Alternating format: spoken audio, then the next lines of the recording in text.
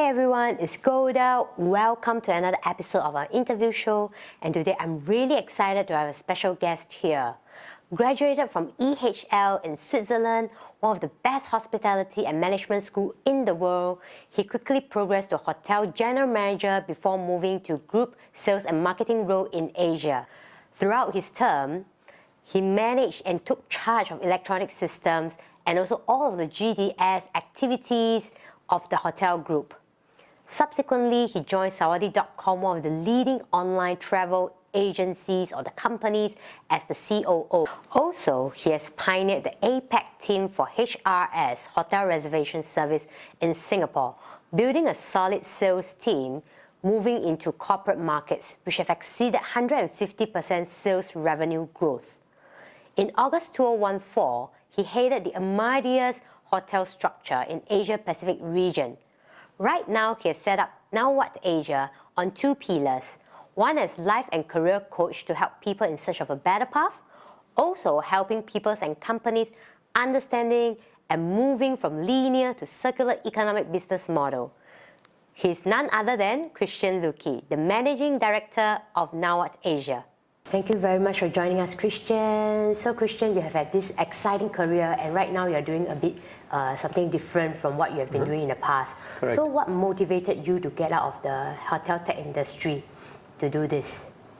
So what really motivated me is to see how can I help people and companies move forward, right?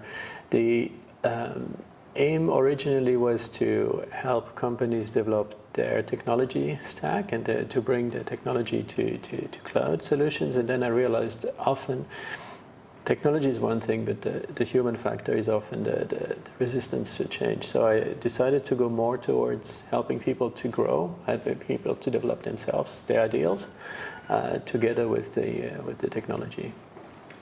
Maybe can you first explain what's the meaning of circular economy? Okay, so circular economy is a business concept, whereas you take resources from the earth once and then you reuse them multiple times. So the concept of circularity goes against linear business, which is what we do today, where you take resources, you transform them, you sell them, and you destroy them, right? Right. Circular would be you create something, and in the way you design it, it's already ready to be repaired or to be dismantled into the basic materials so that those materials can become resources for something else. So ideally, you would then do loops or circles of usage of the resources multiple times. Can you give us an example of how you help the business to become more sustainable? And does this only apply to manufacturing industry? So I think it applies to any industry. Obviously, manufacturing has a big role to play, but it's more of a mindset. It's more to say, okay, I'm building something. How can I build that same thing in a way that it can be fixed, in a way that it can be reused, in a way that is not leaving too much of an imprint on the planet. So we can think of, items like fishing nets turned into car seat covers. Yeah, there are a number of sort of items that seem not related, but ultimately they're not so far. But just that instead of using a pure new resource, you use a resource that has already gone public once. You could think of PET bottles, for example, or rubber tires, or anything really. And it is often a matter of taking the waste of one production and to consume it and to re-prepare it to be a resource for another production. So it could be, the example where we take fishing nets from the sea and we turn them into garden furniture with sustainable wood legs. The seat becomes plastic, and that plastic can then be sold and used, and when at the end of life that plastic can be shredded and reused because it's one component, right? Further to that, you are involved in addressing the sustainability issue in ASEAN. Can you share a bit more on this with us? So there are two things. ASEAN becomes the most populated area in the world, meaning there's a lot of single-use products, right? We see it from small laundry bags, everything is wrapped in plastic nowadays, and so forth, and it starts piling up everywhere. So lesser developed country have a massive challenge. They're sitting on a time bomb because suddenly all the agriculture will be impacted, everything will be impacted. So there's now the time to say, how can we address those issues? How can we help them move forward? How can we bring technology from Europe or from the US and say, okay, here is a problem statement. How can we address it? How can we help them find a solution to it rather than burn at open sky? And in your profile, just a sidetrack, right? I noticed there's this part where you represented Singapore clients in addressing or attending this plastic waste conference. Yeah. So could you just share with us a bit more about what is this conference about? So it was quite interesting because it was in Hanoi, Vietnam, I think. Yeah. It was a small. It looked as a small event. At the end of the day, when we reached there, we see that there's a number of larger consortia and larger companies active worldwide were presented to understand how is today Vietnam dealing with waste in plastic waste in rivers, for example, which is a big problem.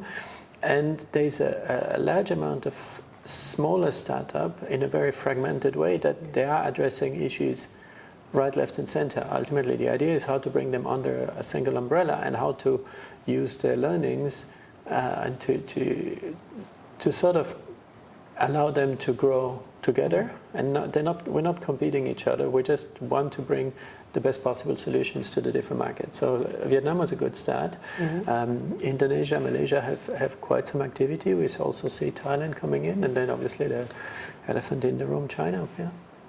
How about the networking events that you have been organizing in the past on circular economy? Would you like to give it a mention? Yeah, so that's referred to as circular hotspots. Right. And the concept of a circular hotspot comes from Holland, where we take circular-minded people and we bring them together in a context, in a room, for example, or in a meeting facility.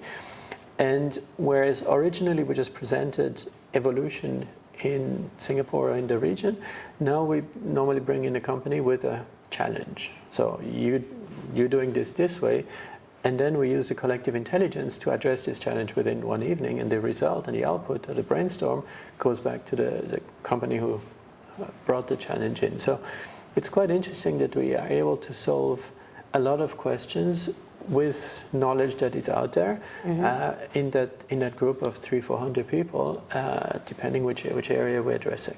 You can go from reusing coconut waste to again the usual plastic, or how to get rid of single-use container for food delivery, for example. These are all items that we brought together. Providers of goods and services, then distributors of the same goods and services, or people active in the food industry and so forth. So it's really a platform. In the pre-COVID day, we could meet once every 6 weeks, every 2 months. Since COVID, obviously, that has slowed down because we can't interact of more than 8 people now. So we're looking forward to reignite that as soon as we can, basically. That will take some time for you to work on. Right? But yeah, I mean, it takes some time. People are there, the interest is there, right? So it's just really a matter to say, put the spark and the bushfire goes, right? So it's not, I don't think it'll take so much of a ramp-up time to get the core running. What takes time is then to bring not only the ideal and the mindset, but also bring companies in to say, okay, what is the challenge we have and how to solve it, and then do a commitment and do something about it, not only white paper it. So you build on training programs in collaboration with SkillsFuture and WSG. So what are these courses about, and when will these courses be rolled out? So I can't yet put too much detail out there, but ultimately the idea is really to contribute to upskilling people with methodologies we bring in from other countries and from other continents. So that because today, if you look at sustainability or circularity, you look for someone with 5 years experience, there is none, because 5 years ago we didn't talk about it, right? So the idea is really to, together with the government agencies, to help people develop their knowledge and their skills in something that will be relevant in any part of the economy. So in manufacturing, in supply chain, in oil and gas, definitely, and so forth. So there is an opportunity, we feel, to bring in trainings, bring in methodologies or frameworks. Think of it like when project management was going through the Scrum courses. It's exactly the same, just instead of doing Scrum on a project, you do it on material use. So that's really how we see it. And then, obviously, yes, we're approaching different learning institutions now to say, okay, how can we mainstream those educations? Because besides this, you took up another role as a startup mentor in Singapore Tourism Board. Yeah. So can you tell us more about the startup that you have helped and what motivated you to do that? So motivation is really to keep a finger on the pulse of what's happening out there, right? So we do about 2 cohorts a year. I'm mentored for 3 companies so far. A fairly wide range. One was, they started as Good for Food. They're called Lumitics now. They assess the amount of food waste that is generated in professional kitchen, hotel or airline and so forth. With them, we could implement their solution, bring their concept into a market fit solution. And they raised, I think, $750,000 capital during the Startup Accelerator program. Another one was around bringing hotel technology or hotel softwares into the market from outside of Singapore to help hotels here to be more efficient, to spend less time in front of screen doing analytics and be more customer-centric ultimately. So there's a lot of effort from the Singapore Tourism Board or the Singapore government through the Tourism Board to help hotels or tourism companies who have been the most affected through this whole COVID crisis now to become more future-oriented, more design thinking, more customer-centric, more efficient. And in that context, I do help startups which are maybe not based in Singapore today. They come to Singapore with 2, 3, 4 people. The technology and the development may be done outside of Singapore, and I help them connect them with the hotels or with the service providers, or also to build their solution around the market needs of Singapore. In the past, you took up this role, and is there any assigned mentors when you are studying at EHL?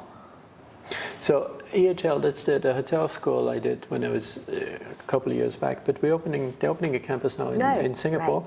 Right. And the concept of mentor, mentee, or coach, and so forth, I think is omnipresent. Is it in education? Is it in companies? Is it in families, and so forth? It is often not done in a structured enough way. And it's often also people don't understand the difference between one or the other. So either you direct the solution or you help the person to find their own answers. So I think it's something where people need to come back to more basics and think of how can they use their own experience to help people grow, to help people find their own way forward or facilitate their own way forward. What did people think of you when you are in your 30s? In my 30s, that's quite a while back. Or when you first started? So yeah, when I first started, it was interesting. I came from Europe into a resort in southern Thailand. We were 2 foreigners and 120 local staff. And really, you arrive in a different culture with people of a different education, with different value set. And the thing is how to lead them in a way that they support you, right? At the end of the day, it's an interesting context because you arrive with a theoric knowledge and you bring it into practice. But that practice has been, you're talking to people who have been doing the same, maybe with a different level of education, for the last 5 or 10 years, and you have to help them change things. And change is always scaring, and the less experience you have, or the more dependent you are on your activity, the more scary change is, or the more resistance there is. There's a language barrier, there's an education barrier, there's a cultural differences. So it was quite eye-opening ultimately to see what are the dynamics involved and how to get people to well, I think it's a mutual acceptance and how to grow that relationship you had with your team. I noticed your CV, you are the head of hotels in Amadeus. Uh-huh. So how's the first 100 days like working there? That was quite interesting because Amadeus is a very European-centric company with a global role. They have offices all over the world. But the problem statement we're trying to achieve in Southeast Asia was different than the problem statement and market position in Europe. So I think the first 100 days is really an assessment. You look at the status quo, you look at what you have, which are the challenges you're facing, which are the low-hanging fruits, where can you get your foot in the door with which client and so forth. And then you bring it back to the table and say, okay, this is where we are, this is where we see an opportunity, this is what we need. So there's an investment resource side. And on the other hand, then you move forward and you develop solutions and mindsets. What was the biggest mistake that you made? I think the biggest mistake we all make at the beginning of our career or anywhere in our careers, I think we don't believe enough in ourselves, and we're not strong enough or not assertive enough in our own beliefs, and ultimately we then have a situation where it's like, oh, I should have done this, I should have said this, I should have raised my voice. Well, that's what we should do. Be ourselves, and things will be all right. Because to try and fit into another pattern doesn't work out for oneself, nor for the company. So too often we hire it for our education and our expertise, but then we have to also be confident enough to bring it forward. Right now you are working as a career coach, right, in a way. So how do you kind of keep the attention span of the millennial? So it's a $1 million question, because millennial today, we tend to do this association where millennial is first job after university. Millennial today can be 40 years old, can have 2 kids, can be midway through his career. So it's not only the first job, it's already well advanced in the career. How to keep the attention span when there are so many distractions, right?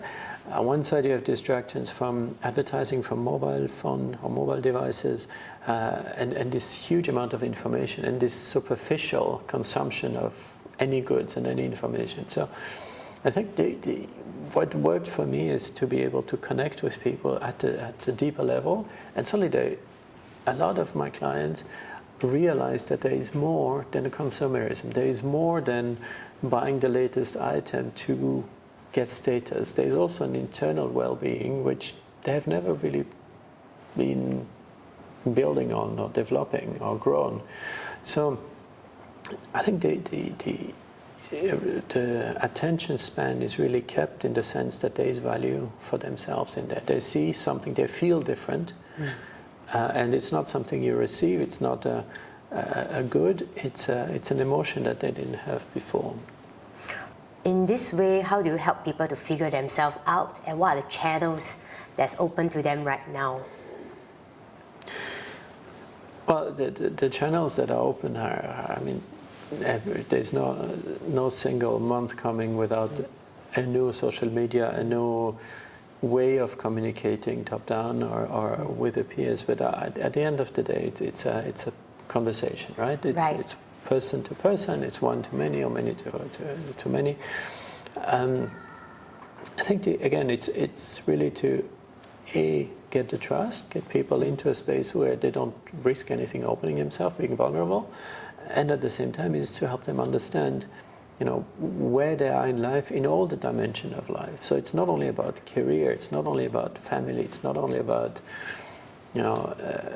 any of the dimensions. It's to make sure you maximize or you optimize all the dimensions life is made about. And too often we see that people ask so much from one area to compensate for the other areas where they don't. It can be health, can be sports, can be anything around there. So really it's to try and bring a balance and a better well-being to people, and also then help them to figure out what is it that matters, what are the core values they're going after, because too often they work in a field that was perceived as what they want to do, and 10 years later they realize it's not in line with what they aspire to. So take a step back and help them take that step back and say, look at where they are, is it consistent with where they want to be and where they want to go?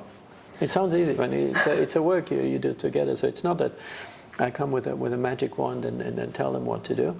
It's more of a framework where I help people take a step back and assess, are they really doing what they want? Is it in line with their core value? Is it in line with what they want in life or what they want to look back at later? Well, let's say right now, today I'm the business owner, and maybe I would love to hire you to help me to realize my potential in my career or in my business. So what's the first thing that you would like to change the status quo to help me to unleash my potential? So it's not, I'm not here to change everything. I'm here to understand, I'm here to help you understand where you are compared to where you want to be, right? And then together build a step-by-step program on how we're going to reach that goal. And it can be a small thing, it can be different habits, it can be a change of career, or it can be just touching up a few areas of your life just to make you feel more fulfilled. Is it always business related? Not necessarily.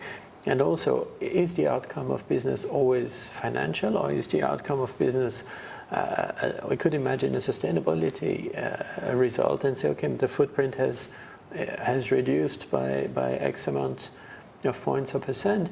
That is also a value that we will see more and more in shareholder reports and so forth, from large company to small company to family business. I mean, it's across the board. There has to be a realization that we can't go on consuming the way we do, and that will come from the masses, not only from the top down. So thank you so much, Christian. You're such an inspiring figure. So I'll see you the next time, all right? So pleasure. Thank you so much. Thank you very much, Golda. If you're interested and have a great passion for circular economy, please do check out the links below. Likewise, if you have a business and looking to become more sustainable, please contact Christian, and I'll see you the next time. Goodbye.